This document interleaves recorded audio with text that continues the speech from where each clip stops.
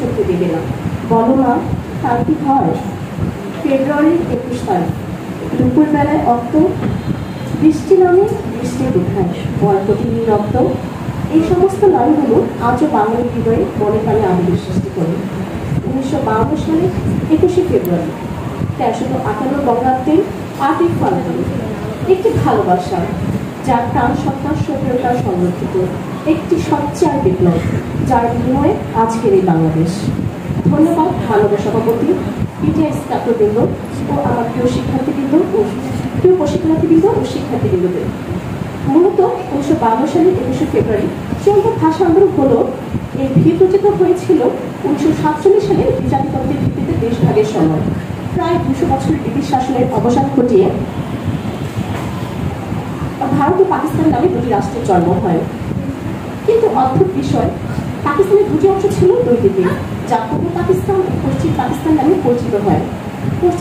প্রথম থেকেই পশ্চিম পাকিস্তানিরা পূর্ব পাকিস্তানের জনগণের উপর শোষণ করে আসছিল। 1948 সালের 21শে মার্চ পাকিস্তানের শাসক মোহাম্মদ আলী জিন্না রেসকোর্স ময়দানে ঘোষণা করে উর্দু এবং শুধু উর্দুই হবে পাকিস্তানের রাষ্ট্রভাষা। কিন্তু 56% মানুষের মুখের ভাষাই ছিল বাংলা। সেখানে সমাবেশ স্থলে উপস্থিত ছাত্র জনতার সাথে সাথে প্রতিবাদ জানায়। এরপর বিভিন্ন পর্যায়ে পায় করে আসে 1952 সালের 21শে ফেব্রুয়ারি। সেদিন 144 ধারা অমান্য করে ছাত্র জনতা মিছিল বের করলে পুলিশের বিরুদ্ধে নিহত হয় সালাম, রফিক, বরকত, জব্বার সহ আরো অনেক ভাষা শহীদ। 1952 সালের ভাষা শহীদরা নিজের রক্ত দিয়ে আমাদের মায়ের ভাষায় কথা বলার সুযোগ করে দিয়েছিল। বাংলা এখন শুধু বাংলাদেশের ভাষা নয়, এটি বিশ্বের কাছে এক গৌরব সৃষ্টিকারী পরিচিত ভাষা। ভাষার জন্য প্রাণ উৎসর্গ করেছে তার বিশ্বের ইতিহাসে বিরল।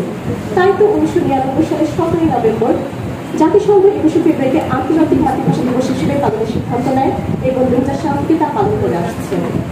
1952 সালের 21শে ফেব্রুয়ারি কোনো বিচ্ছিন্ন ঘটনা নয়, 21শে একটি চেতনার রঙ।